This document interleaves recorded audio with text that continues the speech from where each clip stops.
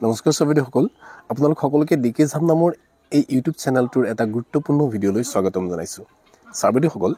অসমৰ মাননীয় শিক্ষামন্ত্ৰী মহোদয়ৰ দ্বাৰা সদৰি হোৱা এটা ইনফৰমেশ্যন আপোনালোকৰ বাবে শ্বেয়াৰ কৰিব বিচাৰিছো বিশেষভাৱে প্ৰাদেশিকীকৰণৰ পৰা বঞ্চিত হৈ থকা সবেদসকল আৰু শিক্ষকসকল উন্নীতকৰণৰ বাবে দীৰ্ঘ সময় ধৰি অপেক্ষাৰত টিউটৰ সবেদসকলৰ বাবে অতি গুৰুত্বপূৰ্ণ বুলি বিবেচিত এই ভিডিঅ'টো শ্বেয়াৰ কৰিব বিচাৰিছো গতিকে আশা কৰিছো আপোনালোকে ভিডিঅ'টো স্কিপ নকৰাকৈ শেষলৈকে চাই ইনফৰমেশ্যনসমূহ ভালদৰে জানি ল'ব আৰু ভিডিঅ'টো সকলো শিক্ষক বন্ধু বান্ধৱী আৰু গ্ৰুপত শ্বেয়াৰ কৰিব যাতে সকলোৱে জ্ঞাত হ'ব পাৰে তেনেহ'লে আহকচোন ভিডিঅ'টোৰ মূল কথাখিনিলৈ আগবাঢ়ো সবেদসকল আপোনালোকে নিশ্চয় প্ৰত্যক্ষ কৰিছে যে শিক্ষামন্ত্ৰী মহোদয়ে এখন টেবুলত চাৰিওফালে তেখেতসকলৰ উচ্চপদস্থ বিষয়াসকলৰ লগত এটা আলোচনাত মিলিত হৈ আছে আৰু এই আলোচনাটো যোৱাকালি অনুষ্ঠিত হৈছে বুলি আমি জানিব পাৰিছোঁ বিশেষ সূত্ৰে আৰু এই আলোচনাটোত বিশেষকৈ শিক্ষকসকলৰ যি প্ৰাদেশিকীকৰণৰ বাবে আলোচনা চলি আছে সেই আলোচনাত তেওঁলোকৰ যিখিনি বাজেট প্ৰয়োজন হ'ব বা কেনেধৰণৰ নীতি নিৰ্ধাৰণ কৰা হ'ব সংশোধন কোনবিলাক বিষয়ত কৰা হ'ব সেই গোটেই কথাখিনি হায়াৰ এডুকেশ্যন এলিমেণ্টাৰী এডুকেশ্যন আৰু সমগ্ৰ শিক্ষা সকলো বিভাগৰে উচ্চপদস্থ বিষয়াসকলৰ সৈতে মিলিত হৈ পেলাই এই আলোচনা অনুষ্ঠিত কৰা হৈছে আৰু শিক্ষামন্ত্ৰী ডাঙৰীয়াই তেখেতৰ ফেচবুক পেজতো এটা ইনফৰমেশ্যন শ্বেয়াৰ কৰিছে যে head detail discussion with the higher education and school education department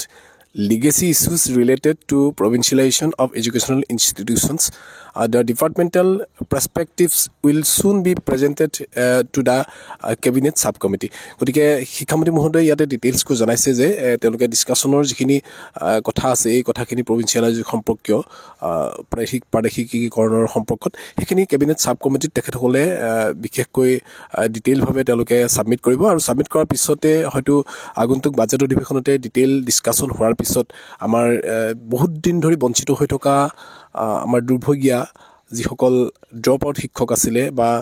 2006 চনৰ আগৰ যিখিনি বিদ্যালয় আছিলে থাকি যোৱা সেই সকলোবিলাকৰ শিক্ষকসকলৰ বাবে এটা ভাল খবৰ আহিব বুলি সকলোৱে আশা কৰিব পাৰোঁ আৰু শিক্ষামন্ত্ৰী মহোদয়ে আৰু এটা কথাও ইয়াতে তেওঁৰ ফেচবুক পেজত শ্বেয়াৰ কৰিছে যে conducted A meeting today at my office with the school education department higher education department সমগ্ৰ শিক্ষা Assam state council of educational research and training SCRT Assam and Adarsh Vidyalaya Sangathan. We discuss the budget expenditure of the financial year 2024-25 and the budget proposal for the upcoming financial year 2025-26. গতিকে এইখনতো এটা সঠিকভাৱে উল্লেখ কৰা হৈছে যে সমগ্ৰ শিক্ষা অভিযান আমাৰ যি state council of education research and training SCRT বা আদৰ্শ বিদ্যালয় এই গোটেইবিলাকৰ যি বাজেট অহা বছৰটোত যোৱা বছৰটোৰ বাজেট যিটো ডিছকাশ্যন আৰু লগতে অহা ফাইনেন্সিয়েল ইয়েৰ 2025 আৰু 26ৰ কাৰণে কিমান ধৰণৰ বাজেট ইয়াতে ধৰিব লাগিব এই গোটেই কথাখিনি যিহেতু ফেব্ৰুৱাৰী 17 তাৰিখ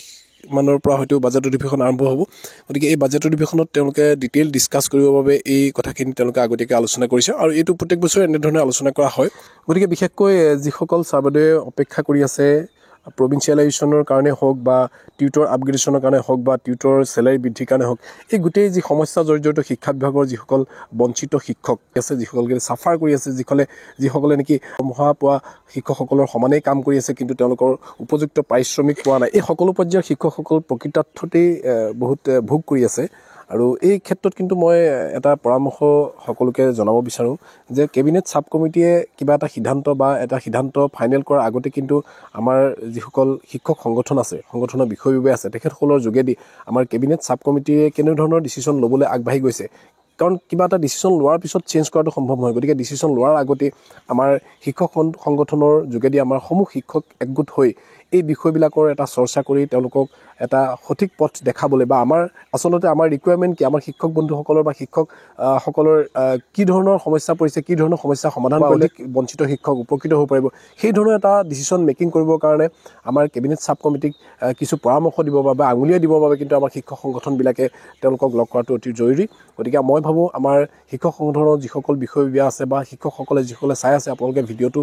সকলোৰে বাবে শ্বেয়াৰ কৰি দিব যাতে আমাৰ শিক্ষক সংগঠনৰ বিষয়ববীয়াসকলে তেওঁলোকক অতি সোনকালে লগ কৰি এই বাজেট অধিৱেশনৰ আগতেই তেওঁলোকক বঞ্চিত শিক্ষকসকলৰ ফালৰ পৰা কিছু প্ৰস্তাৱ তেওঁলোকক দিয়ক যে এই ধৰণে কৰিলে সুবিধা হ'ব ইয়াৰ উপৰি আমাৰ টিউটৰ ছাৰবাদেউসকলৰ বিশেষকৈ যিসকলৰ দৰমহা বৃদ্ধিৰ কথা আলোচনা কৰি থকা হৈছে টিউটৰ যিসকলৰ DLED আছে কিন্তু টেট বা যিখিনি NCTৰ সম্পূৰ্ণ নৰ্মছ নাই তেওঁলোকেও বিশেষকৈ এই বাজেট অধিৱেশনৰ আগতেই সিদ্ধান্ত গ্ৰহণ কৰাৰ আগতেই এবাৰ কেবিনেট সাব কমিটি যিকোনো প্ৰকাৰে লগ কৰি তেওঁলোকৰ পৰা এই যি দৰমহা বৃদ্ধি কৰা সম্পৰ্কত কিছু আভাস আগতীয়াকৈ লোৱাটো দৰকাৰ কাৰণ মই আগতে কৈছোঁ যে আমি কিবা এটা কাম কমপ্লিট হোৱাৰ আগতে কিন্তু কামটোৰ কাৰণে আমি প্ৰিপেৰেশ্যন কৰি কামটো ভালদৰে কমপ্লিট কৰাৰ কথা চিন্তা কৰাটো বেছি ভাল হ'ব চাবলৈ এইখিনিতে আৰু এটা গুৰুত্বপূৰ্ণ কথা আপোনালোকৰ সৈতে শ্বেয়াৰ কৰিব বিচাৰিছোঁ 2021 চনৰ 5 ফেব্ৰুৱাৰী তাৰিখে টিউটৰ হিচাপে এপইণ্টমেণ্ট পোৱা কিছুমান শিক্ষকৰ NCTৰ নৰ্মছ সম্পূৰ্ণ হৈ আছিল তেতিয়াই তেওঁলোকে ইতিমধ্যে NCTৰ নৰ্মছ ফুলফিল কৰিছিল আৰু তাৰ পিছতো বহুতকেইজন শিক্ষকে বহুখিনি শিক্ষাগুৰুৱে NCTৰ নৰ্মছ ফুলফিল কৰিলে বিশেষকৈ DLED আৰু TET কমপ্লিট কৰিলে তেওঁলোকৰ প্ৰায় 271 জন শিক্ষকৰ যি ফাইল ফাইনেন্সত বাৰেপতি গৈ উভতি আহিছিলে তেওঁলোকৰ আবেদনৰ কামখিনি হোৱাগৈ নাছিলে সেই ছাবমিটসকলৰ বাবেও এটা খবৰ আছে যে তেওঁলোকৰ 128 জনৰ প্ৰথমতে ভেৰিফিকেশ্যন হৈছিলে ডকুমেণ্টছ ভেৰিফিকেশ্যন হৈছিলে DWEত যোৱা এমাহ আগতে আৰু 143 জন 143 ইতিমধ্যে শেহতীয়াকৈ ভেৰিফিকেশ্যন হৈ গৈছে আৰু এই ছাবমিটসকলৰ দুটা ষ্টেপত হোৱাৰ কাৰণটো এইটো হ'ল যে প্ৰথম অৱস্থাত DLED NCTৰ নৰ্মছ মতে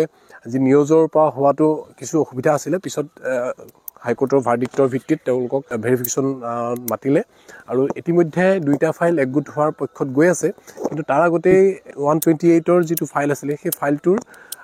কামটো এটা কাৰণত হোৱা নাই যে তাতে কিছুমান এনেকুৱা আছিলে যে ME পৰা তেওঁলোক গৈছে অৰিজিনেলি কিন্তু তেওঁলোকৰ আছে LP TET বা হায়াৰ ছেকেণ্ডেৰীত 50% নোপোৱা এই সকলৰ যি ভেৰিফিকেশ্যন হৈছিলে ভেৰিফিকেশ্যন হৈ পেলাই কমপ্লিটকৈ বস্তুখিনি তেওঁলোকৰ ডকুমেণ্টছখিনিৰ এগেইনষ্টত তেওঁলোকক যে কেনচেল কৰা হ'ব নে নহ'ব এই কথাখিনি যি ৰিটেন ডকুমেণ্টছ হিচাপে ডাইৰেক্টৰ মেমে আমাৰ কমিশ্যনাৰ অফিচলৈ নপঠোৱাৰ কাৰণে তেওঁলোকৰ ক্লিয়াৰ এটা ক্লিয়াৰ সিদ্ধান্ত নোহোৱাকৈ দিয়াৰ কাৰণে সেইখিনি ঘূৰাই পঠালে আৰু এতিয়া ডাইৰেক্টৰ মেম আমি জনাত এতিয়া বৰ্তমান তেওঁ কুম্ভ মেলালৈ গৈছে বুলি গম পাইছোঁ গতিকে ডাইৰেক্টৰ মেম নথকাৰ কাৰণে এইখিনি কাম আৰু কিছু লেট হৈছে যদিও কিন্তু যোৱাকালি শিক্ষামন্ত্ৰী মহোদয়ৰ লগত যি বৈঠক অনুষ্ঠিত হৈছে সেই আলোচনাত কিন্তু আমি দুজনমান আমাৰ ডাইৰেক্টৰ অফিচৰ বিষয় বিভাগ দেখিবলৈ পাইছিলোঁ বিশেষকৈ তাবাসুম বাইদেউ আৰু ৰঞ্জন ছাৰ গতিকে তেখেতসকলৰ যোগেদি নিশ্চয় এই যি আশ্বাসপূৰ্ণ কামখিনিৰ বাবে ৰিটেন কেনেধৰণে ডাইৰেক্টৰ মেমৰ ফালৰ পৰা কমিশ্যনাৰলৈ দিব পাৰি সেই ধৰণৰ আলোচনাও চাগে নিশ্চয় তাতে হৈছে গতিকে আমি আমাৰ যিসকল কোৱালিফাইড টিউটৰ আপগ্ৰেডেশ্যনৰ অপেক্ষাত ৰৈ আছে সেইসকলৰ বাবেও এটা ভাল খবৰ খুব সোনকালে হ'ব বুলি আশা কৰিছোঁ যদিও কিন্তু আমি সকলো ৰৈ নাথাকি আমাৰ ডাইৰেক্টৰ অফিচত এটা যোগাযোগ কৰি আমাৰ দুইটা সংগঠনৰ বিশেষকৈ 128 আৰু 134 এই দুইটা আমাৰ যিসকল আপগ্ৰেডেশ্যন হ'ব গৈ আছে এই টিউটৰসকলৰ সেই ছাবমিটসকল কিন্তু এদিন ডাইৰেক্টৰ অফিচত একেলগে গৈ আমাৰ এই বিষয়টোৰ সম্পৰ্কত ডাইৰেক্টৰ মেমক লগ কৰি